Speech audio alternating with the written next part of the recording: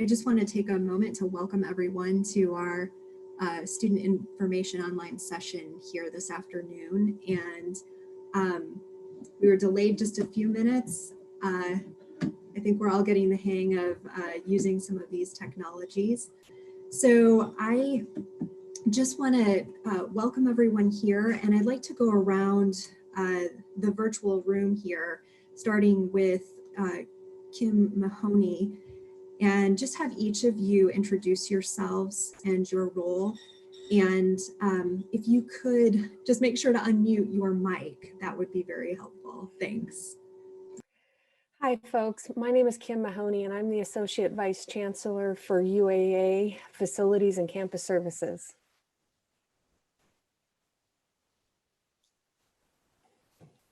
Hi, everyone. I'm Bruce Schultz, the Vice Chancellor for Student Affairs. It's good to be with you this afternoon. Good morning. This is Benjamin Shire, Chief Information Officer for the university. Thank you.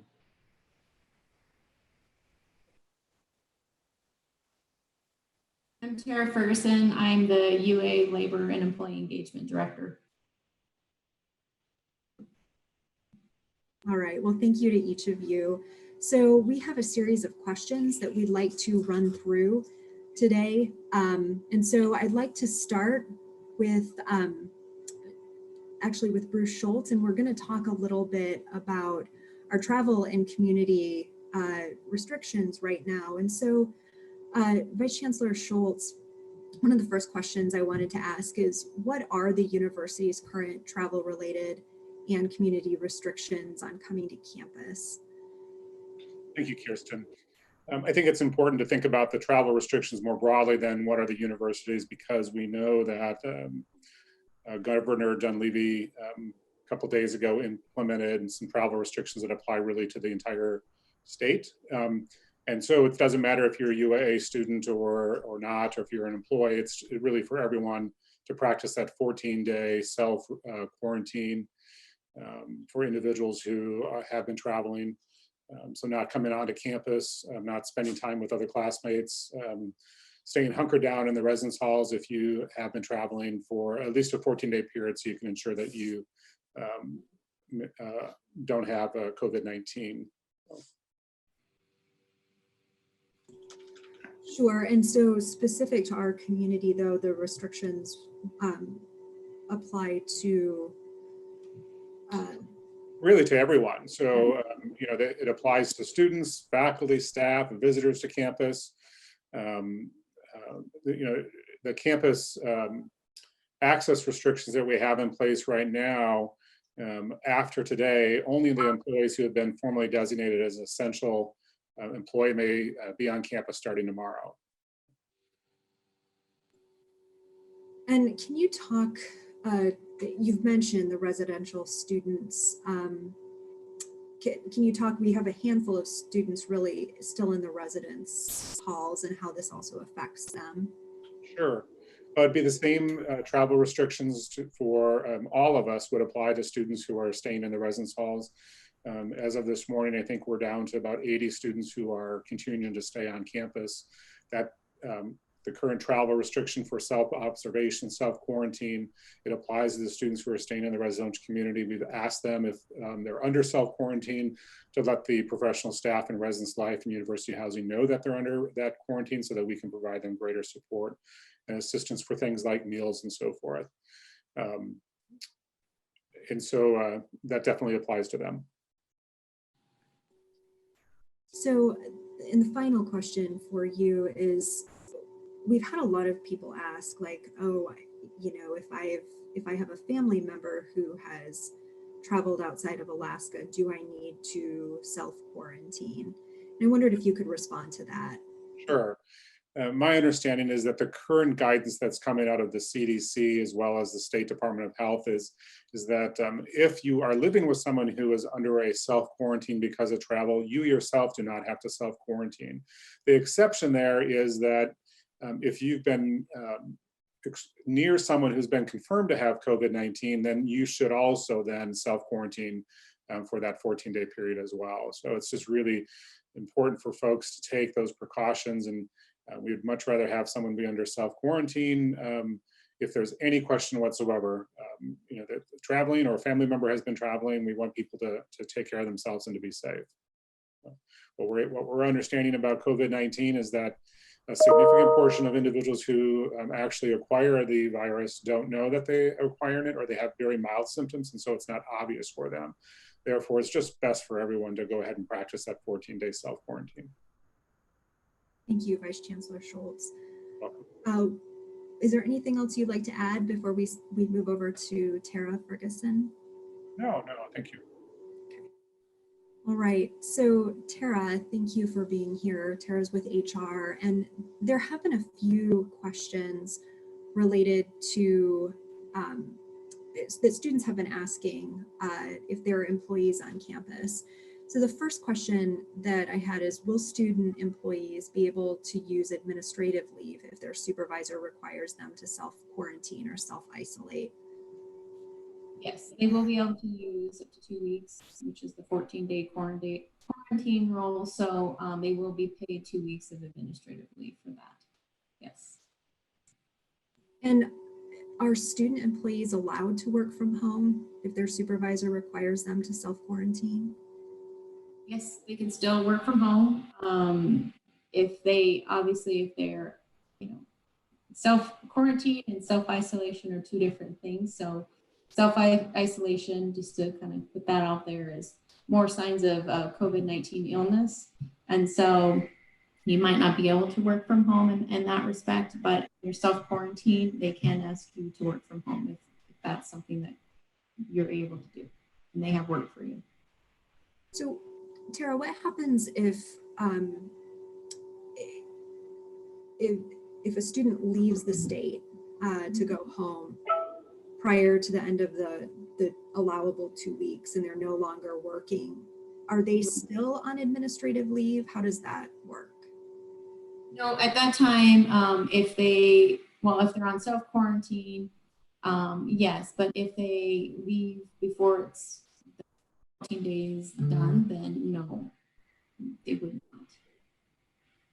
Okay, and another question that students have raised is, do student employees get paid for the remainder of their contract if no work is available and if teleworking is not an option? And unfortunately, no, they will not. And what about a student employee who's perhaps working on research? Are they allowed to come to campus and work, knowing that right now we're kind of in this unique situation with a hunker down order here in Anchorage? Right. What we have said is that if they're still in the area and there's no need for them to self-quarantine or self-isolate and there is work available, then yes, they can. Except we're in this unique period right now until the 31st, where the Anchorage mayor has indicated we're all to hunker down as much as possible. So right. Likely not until April 1st. So after that ruling is changed, yes. Sure. Vice Chancellor Schultz, was there anything else you wanted to add regarding student employees? No, I think Tara covered it fairly well. I think there's always questions that students have, and the best place for them to go for those answers is to really talk with their supervisor. I think our supervisors have indicated their willingness to work with students and be as supportive as possible for whether they're self-quarantining or whatever those other needs may be. So if you haven't and you have questions, please talk with your supervisor. Thank you so much. I'd like to Ooh, I just muted myself. I'm sorry. I'd like to transition over to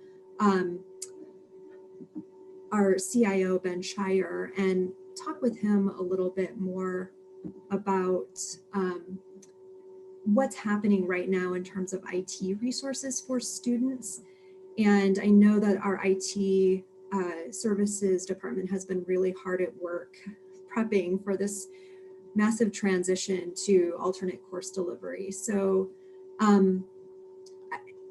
Ben, we know technology needs are really critical during this time, and I wondered if you could talk about the ways you've been preparing in IT. Yes, absolutely. So certainly this event is unprecedented on several fronts, impacting students, faculty, and staff. So a big part of our focus in the past few weeks have been around enabling that remote work environment, make sure faculty, staff can get to the tools they need to continue their jobs from home, access to phones, secure connections back to resources on the campus. A couple other key areas of focus have been around the equipment that's needed to support learning, whether it's having laptops, headsets, webcams, mobile hotspots.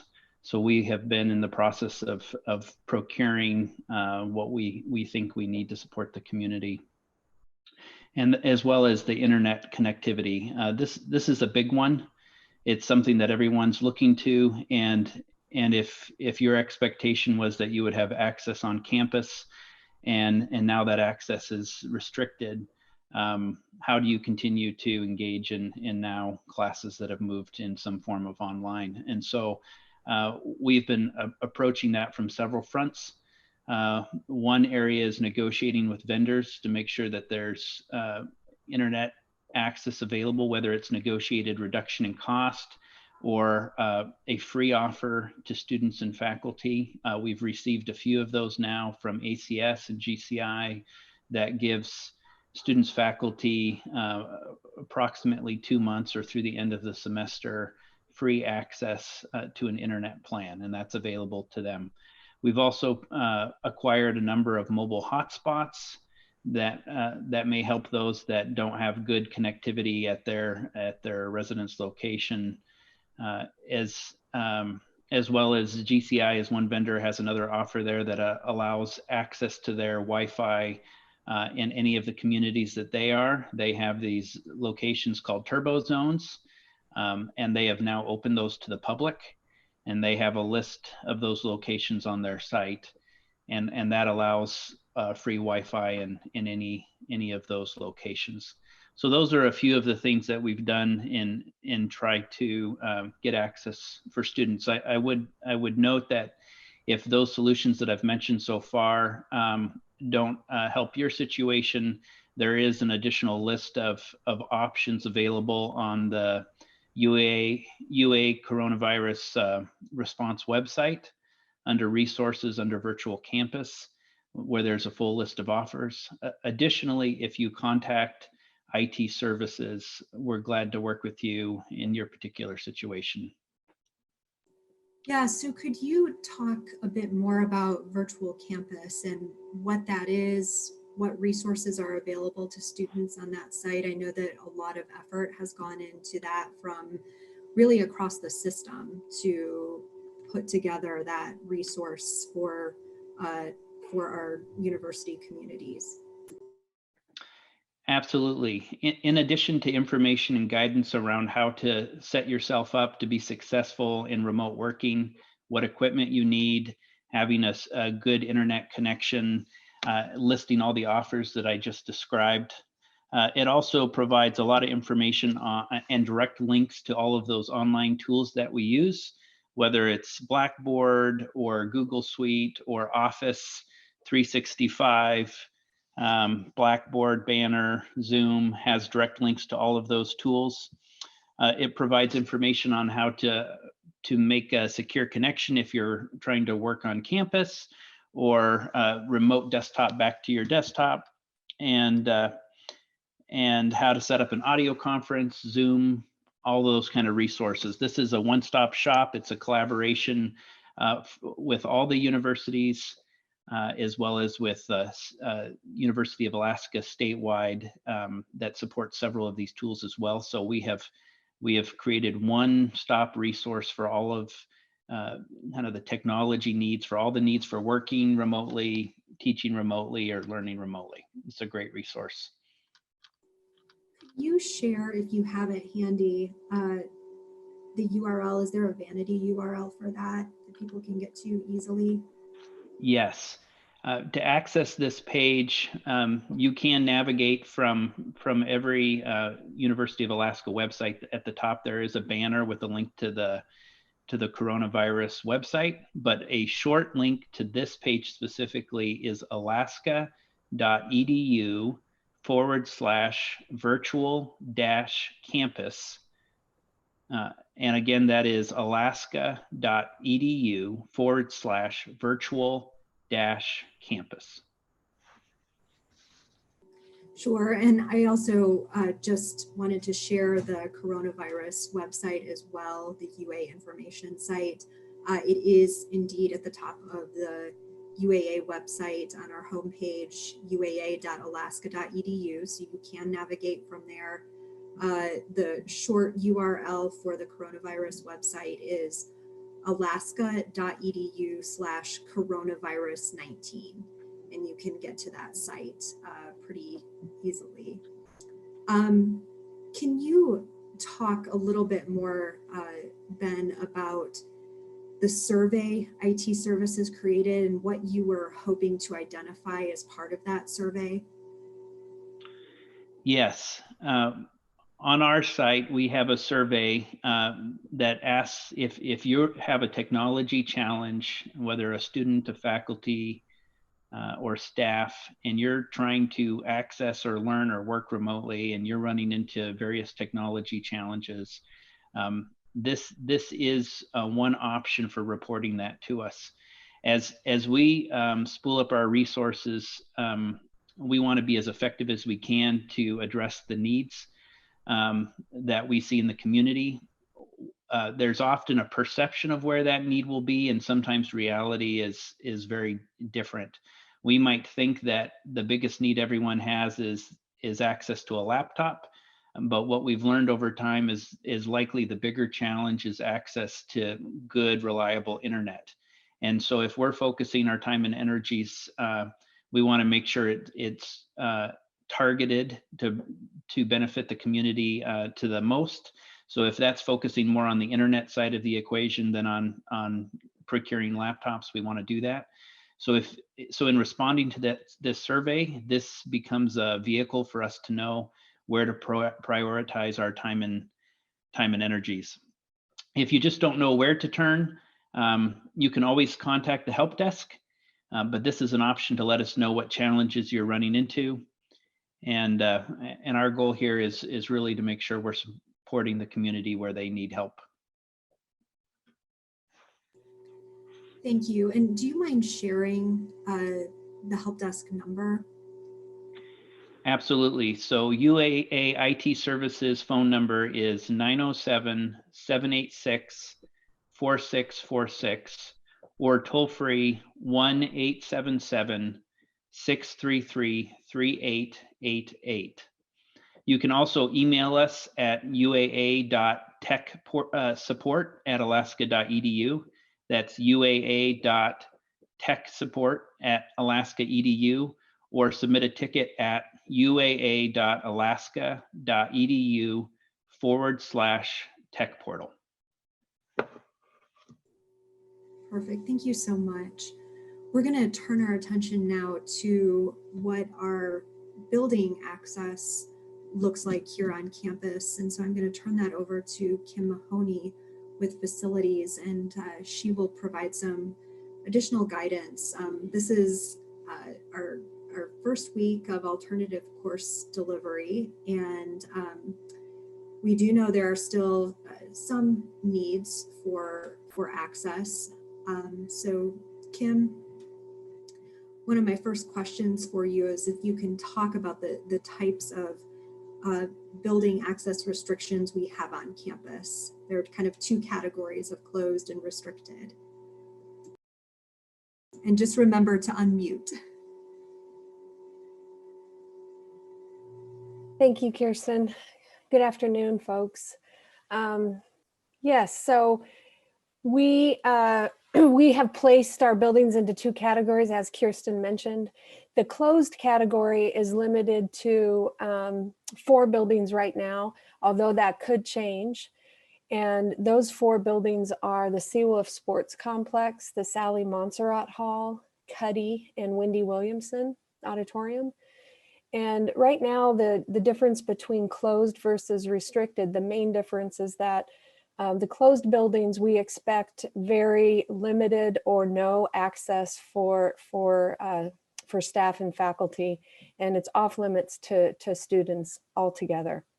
The closed buildings do not currently have regular custodial services, and we have also restricted the building automation systems so that we could save some energy during this crisis. The other things that are related to the restricted access has to do with whether or not you need access to those buildings.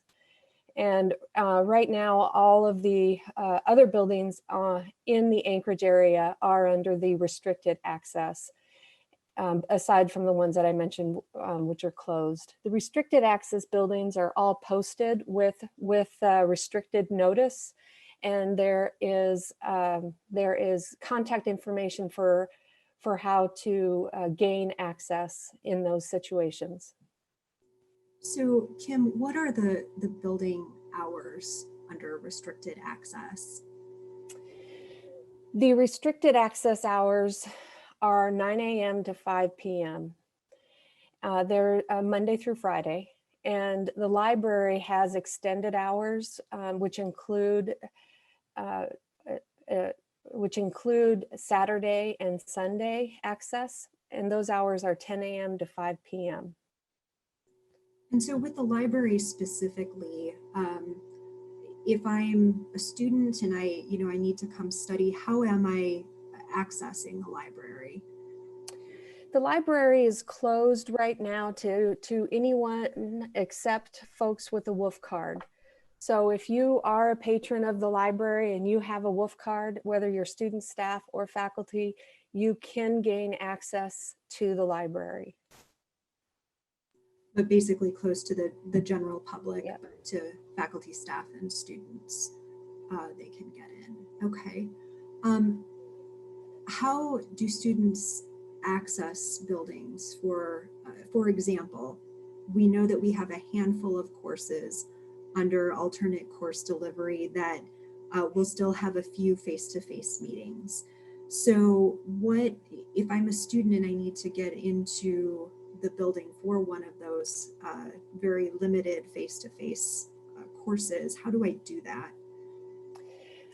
Number one, you should be receiving specific instructions from your professors about that face-to-face instruction and about how to access the buildings.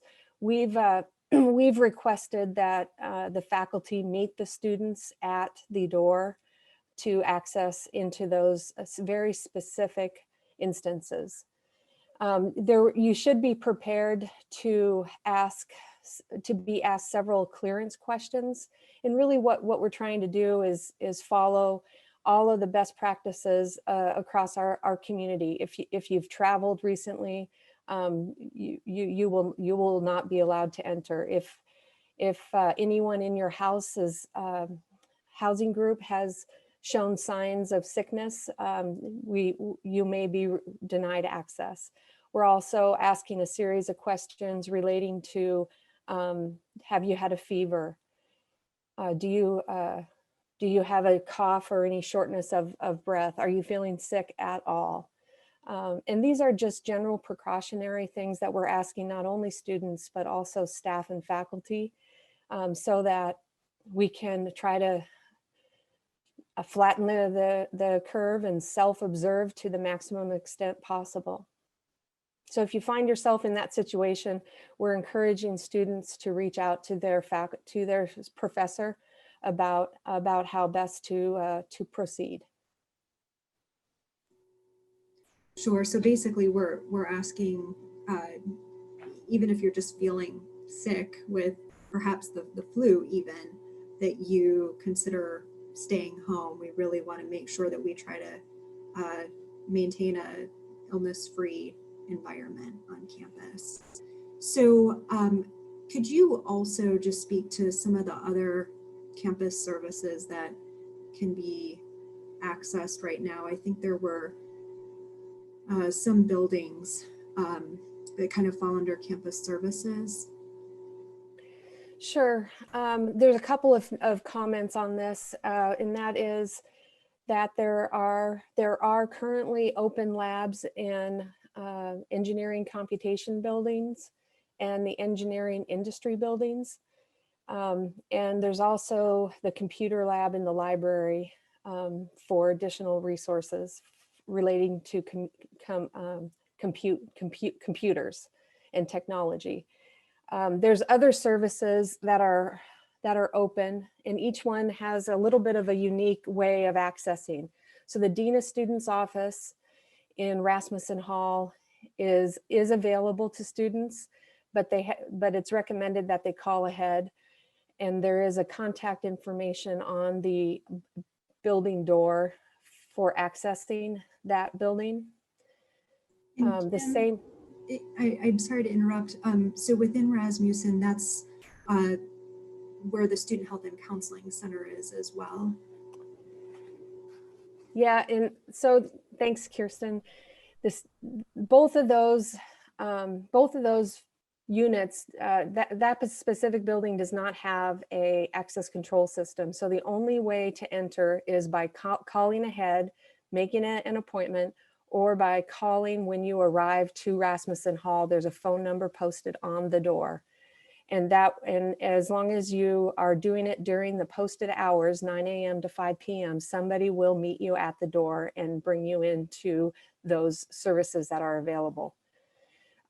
There's also the IT service desk in Rasmussen Hall, in this social science building. And you heard from Ben Shire earlier as well about his resources, but they also have a service desk for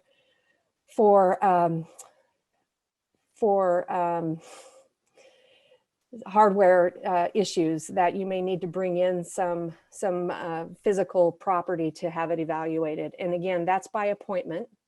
And then we have a testing center for distance testing, and that's by appointment only. We're trying to transition our testing capability online, but there's a few situations where they're allowing by appointment for those testing center needs. And that facility is in Gordon Hartlieb Hall.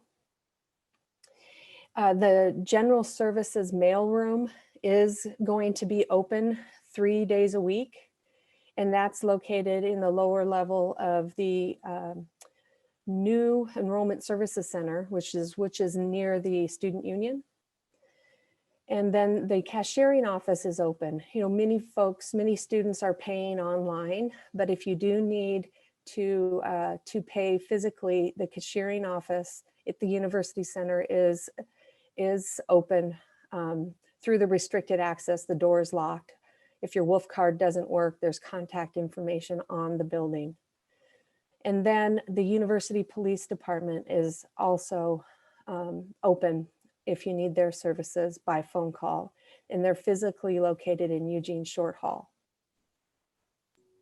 And Kim, if I could just add, in Gordon Hartlieb, where the testing center is, my understanding is, I think they're leaving it open for proctored exams. And when we did the information session yesterday, one of the things that was communicated was that apparently students who were already in online courses will continue to use services there. It doesn't necessarily apply to courses that just transitioned. I think some of those details are still being worked out at this time. So while that may sound, I know it's a lot of information that we've provided people, it is pretty quiet, I think, on campus right now, but we do have these services available for people who need them. But as someone who's heading up facilities, I think one of the questions people ask a lot is what does cleaning look like in these current buildings? I know traffic is very minimal on campus right now, but can you speak to that and how UAA is responding to cleaning processes on campus in light of COVID-19? Sure. We transitioned a few weeks ago into a full compliance and adherence to CDC recommended cleaning practices. We use the germicidal that's recommended by CDC. And we are also focused to make sure that that product is used in accordance with the directions, including extended contact time for surfaces. Essentially all public areas and classrooms that are designated for face-to-face instruction are thoroughly cleaned daily by our service provider. We have a company that is providing these services. The public areas include common touch points and building services, including tables, desktop chairs, vertical surfaces, door jambs, doors, rails, elevator buttons, countertops, windowsills, restrooms, showers, water fountains, break areas. And in addition to this, we have more detailed protocol relating to equipment cleaning, specifically for labs or face-to-face courses, where we are implementing a clean, dirty system with placards for where after each use, the equipment is getting cleaned. And the placard is an easy way for the students to know that something has been cleaned.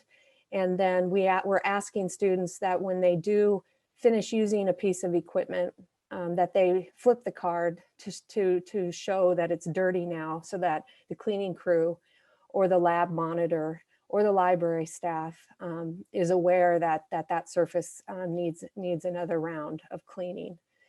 And we're just employing every technique that we can to try to mitigate and ensure that we're not transmitting this virus to the community to the best extent practical. Yeah, thank you so much, Kim, and thanks to facilities for all their hard work. This is a pretty intense time to be in a facilities function on campus. And again, just want to add that we there really are very few people on campus, but these precautions are being taken even for the very limited traffic that's on campus at this time to ensure safety. So that is the last question that I had for you, Kim. I wasn't sure if there was anything else you wanted to add. Yeah, I do have one more request. Sure. For folks.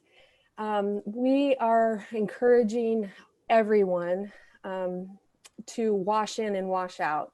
So before you come into a space or a lab, we're asking that you visit the restroom and wash your hands. And then as soon as you're done with using the equipment, to please wash out as well and stop at the public restroom to wash.